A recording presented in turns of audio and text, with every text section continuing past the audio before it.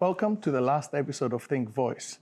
This has been a conversation starter that we hope is going to start completing some unfinished business.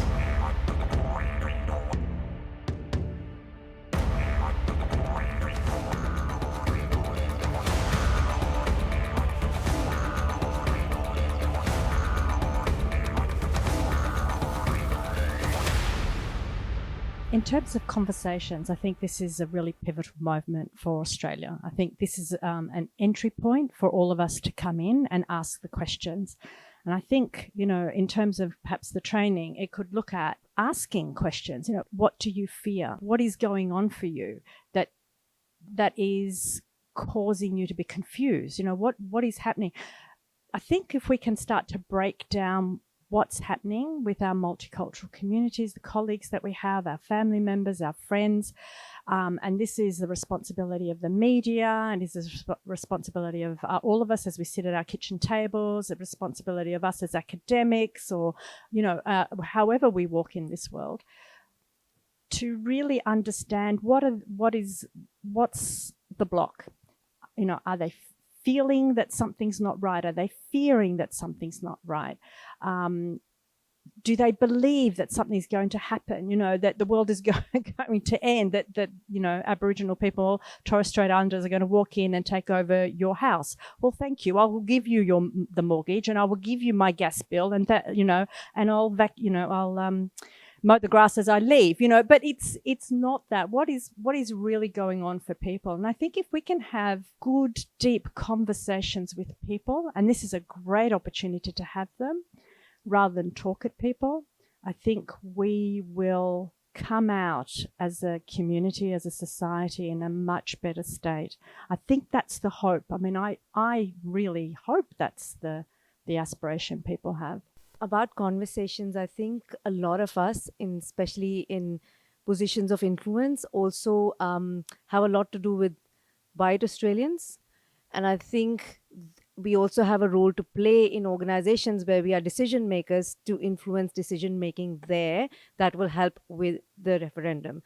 Because I sit on some boards where I'm finding a lot of hesitancy on the part of people to engage in this conversation, to want to be part of it, or to support it, because they fear that if it's a membership-based organization, they fear that half their membership's not going to be supportive of this. And if they come out with a statement or a position, it's going to be it's not going to be in their best interest. And I think as people who sit in these leadership positions, who serve on these boards or wherever they are, it is our responsibility also, not just with the multicultural communities, but with the mainstream, to be talking about these issues, and maybe trying to contextualize that with our own experiences of perhaps being colonized or displaced or whatever it is, and for them to be able to garner some sympathy and support for the referendum. This is an invitation, to borrow what Maria was saying before. We've been invited to start a journey, to join our First Peoples brothers and sisters on this journey of healing. And I think we should accept that invitation because, the time is now, and we shouldn't be distracted. And this process is going to take time. I mean, I'm working for the Truth Commission at the moment in Victoria, and it's going to be a long process. It's not, there's these rabbit holes, to borrow what Carlo was saying, of, is it treaty first before we do voice? I mean, no, you got to start somewhere, and you got to walk that path together. So I think this is the invitation and the time we've got to lead together and make it happen. I was considering if I'm going to ask you this, but you put me in that position. But there are two camps, even in First Nations conversations. There's the yes and the no, and there are reasons for it. So how do we guide? Obviously, this is an environment where we support the yes campaign, but we have to acknowledge that there is a no campaign as well, and not always is driven by a racist narrative behind it. There are First Nations people that really think that we should vote no because of treaty coming before voice. What do we do there? How do we handle that? I mean, maybe speak to the political animals about the best way to do that, but I think it's quite simple. I think, negotiating treaty or telling truths is going to take a long time, and this is just the first step. It's not this isn't an end, it's a beginning. And I think the Victorian example is a good one.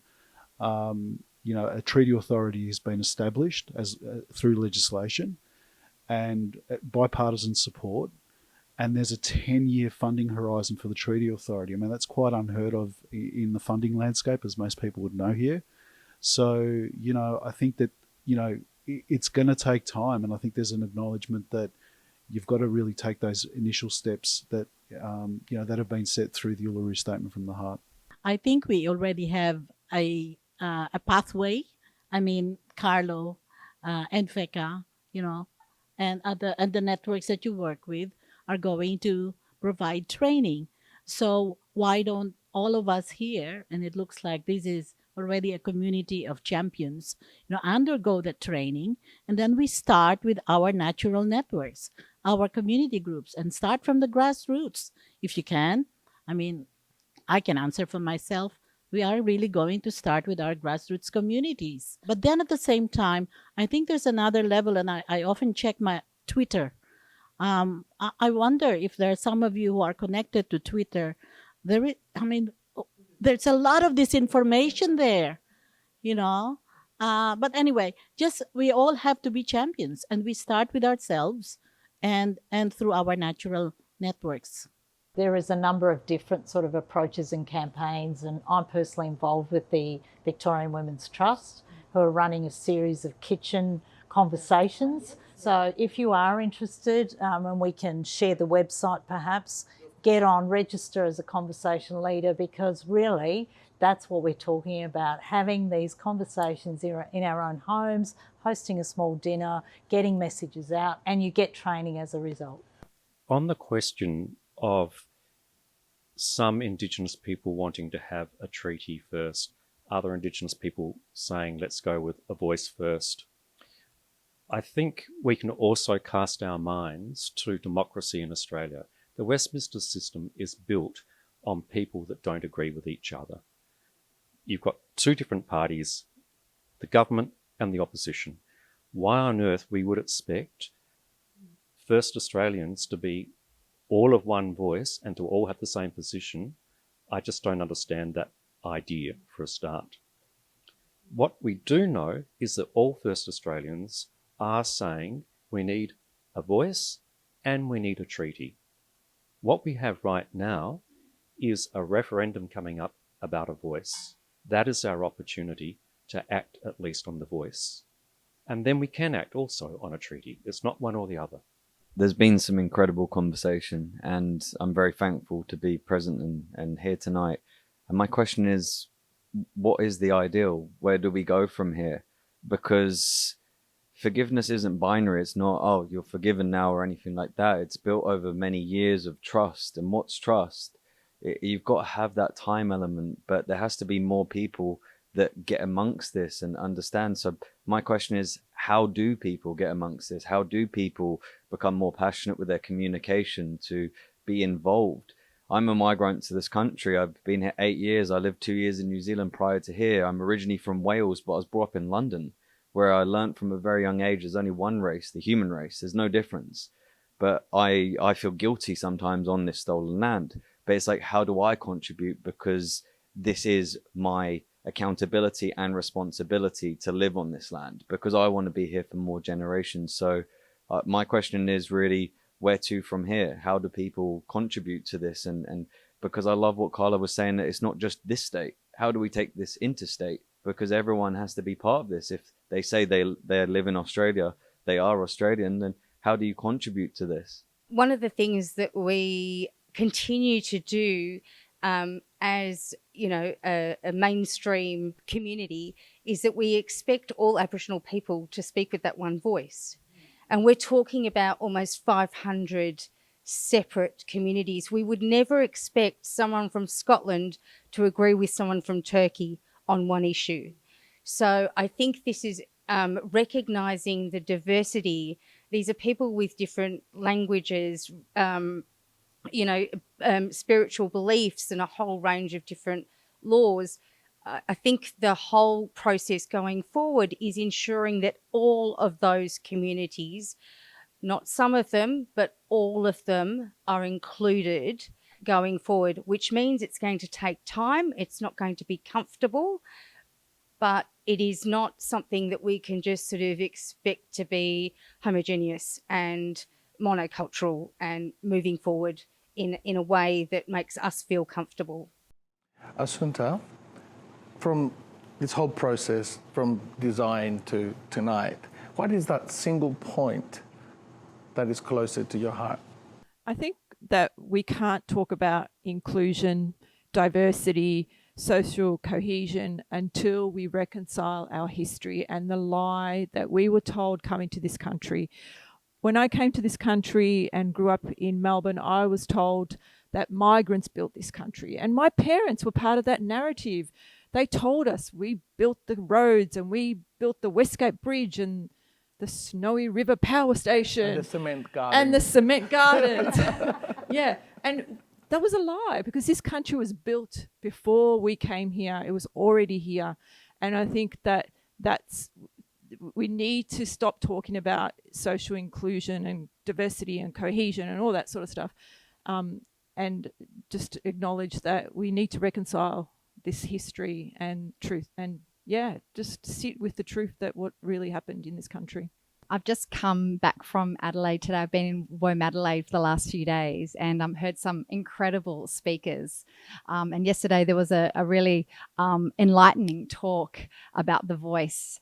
And one of the things for myself, which I think is, we need to talk to our own families and our friends, is there's a lot of questions about, so what does it mean, and what does it mean in the Constitution? And there's a lot of noise and complexity. And what I took out from the talk yesterday is that we don't have all the answers yet. This is a step-by-step process. And I think that message needs to get out as well. We don't have all the answers straight away, but we've got to take the first step. The reality is, well, like we know, all of us, who have arrived, whether as migrants or as humanitarian entrants, we're all migrants to this country. We know that racism is alive and kicking. It's systemic, it's structural. We have all experienced it, I know, in different ways, throughout, our life journey in this country. We have governments, we have leaders purporting to work towards, inclusion and achieving equality. But the reality is, we can't achieve any of those things as long as we continue as a nation. If we can't have the most fundamental principle of human rights for First Nations people, and that's dignity, self-worth, we're never going to have equality. We're never going to, get towards, inclusion that does achieve equality. And we're all diminished as a result of that. I just wanted to say thank you, Assunta, Georgie, and Maria, for making this happen for us. I mean, we have many aspects of our impact program, but we could have never designed and delivered Think Voice without the partnership of Myriad, Kofkin Global. I am so proud and privileged that we're doing this together. It never was terra nullius. It always was. It always will be Aboriginal land. The ending is yours. I thank everybody here because I think really we are an example of the kinds of conversations that we can be having, not only in a room like this, but in our own homes, in our own families, in our own communities. So I really do, from my heart, thank all of you for being here tonight. I think we've spent far too much time in this country being divided, and the impact has mostly been felt by the First Nations peoples of this country. I think we have a moment in time to reiterate what I started saying. There's a reckoning to be had here. Let's take the opportunity, grasp that opportunity, and really find that we can have a resounding yes. It won't be the end of all evils that have been committed, but as others have said here, it's the beginning, and the beginning, I think, of a much more authentic, much more genuine, much more honest conversation about race relations in this country. Thank you, everyone. From our amphitheatre here at the Commons QV in the Greek precinct of Melbourne, we start the conversation for this exciting time in our history. This was Think Voice. I'm Kyriakos Gold. Good night.